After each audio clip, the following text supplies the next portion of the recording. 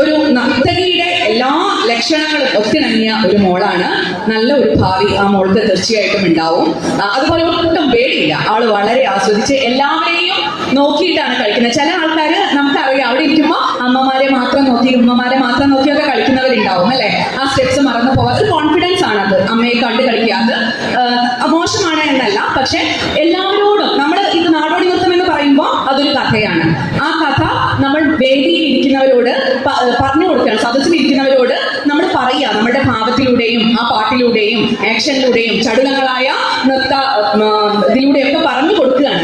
അപ്പം അത് ഒരു സൈഡിലേക്ക് മാത്രം നോക്കി പറയുമ്പോൾ നമുക്ക് അത്രത്തോളം അനുഭവവേദ്യമായി വരില്ല. പക്ഷെ എല്ലാവരോടുമായി അത് സംവദിക്കുന്ന സമയത്ത് അതിനുള്ള ആസ്വാദ്യ തലം വളരെ മികച്ചതായിരിക്കും. അപ്പൊ മോൾക്ക് സ്പെഷ്യൽ കൺഗ്രാറ്റുലേഷൻസ്.